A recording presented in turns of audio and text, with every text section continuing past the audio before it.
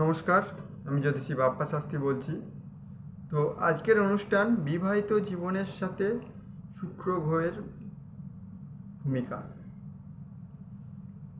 আমরা প্রায় দেখি বিবাহিত জীবনে আজকালকার দিনে হাজব্যান্ড ওয়াইফের মধ্যে প্রচণ্ড অশান্তি দেখা যায়।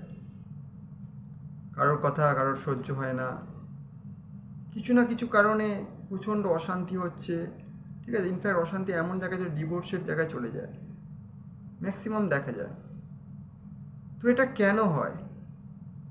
বিবাহিত জীবনে এত অশান্তির পিছনে আমাদের শুক্র গ্রহের কী ভূমিকা সেটা আগে জানতে হবে।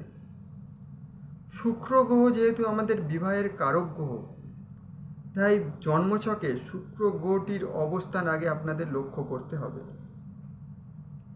শুক্র গ্রহ কী পজিশনে আছে সেটা আগে আপনাদের ভালোভাবে বিচার করতে হবে। যদি শুক্র গ্রহটি পীড়িত হয়, যেমন ধরুন শুক্র গ্রহ নিচস্থ হয়ে আছে, বা শুক্র গ্রহটি রাহু কেতু বা শনির সাথে যুক্ত হয়ে গেছে,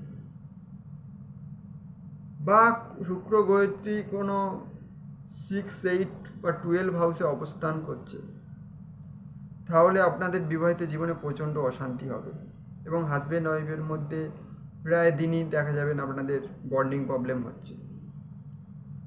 তো শুক্রকে আগে আপনাদের জানতে হবে। সাথে সাথে কি দেখতে হবে? D9 বা নবাংশ ছক। নবাংশ ছকে শুক্রের কি পজিশান? শুক্র কি নিচস্থ হয়ে আছে? শুক্র কি 6, 8, 12-এর মধ্যে অবস্থান করছে? বা শুক্র কি শত্রু ঘরে বসে রয়েছে? এই সমস্ত দিকগুলো আগে আপনাদের লক্ষ্য করতে হবে। যদি শুক্র এই দিকগুলোর মধ্যে এইসব পজিশানে অবস্থান করে, তাহলে অবশ্যই আপনাদের বিবাহিত জীবনে অশান্তি হবে। আপনারা কিছুদিন ভালো থাকবেন, আবার অশান্তি হবে। তো আপনাদের কখনই বন্ডিং প্রবলেম মিটবেই না। তো তার জন্য এগুলো আপনাদের প্রতিকার করাতে হবে। আপনারা প্রতিকার করান, শুক্র গ্রহের প্রতিকার করান, ভালো অ্যাস্ট্রোলজারের সাথে আপনারা যোগাযোগ করুন, করে প্রতিকার করান, তাহলেই আপনাদের সমস্যা মিটবে।